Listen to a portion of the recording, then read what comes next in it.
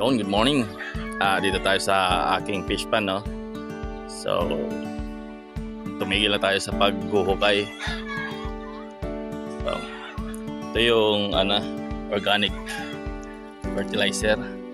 Yan, kasamang rice hull. So, ilalagay natin to dito para pagdating ng tubig ay magkaroon siya ng lumot para kung mayroon ng isda ay marami silang pagkain. Yan, makakatipid tayo sa pagpakain sa mga isda.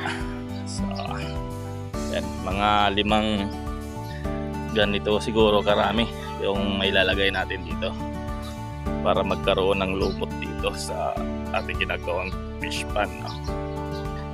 So, alika, maglagay tayo ng organic fertilizer.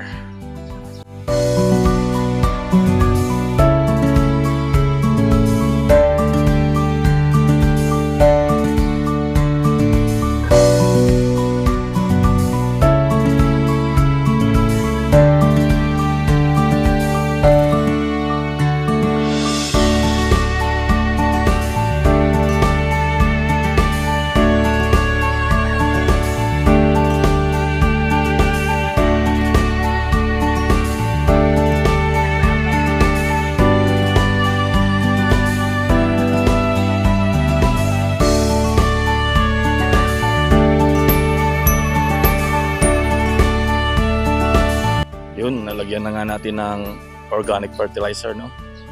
So, mag-iintay na lang tayo na ulan. At abangan nyo na rin kung maglalagay tayo ng yung coal amino acid. Mas maganda yun, mas mabilis magkalumot yung tubig. Yan. So, yun. Good morning ulit.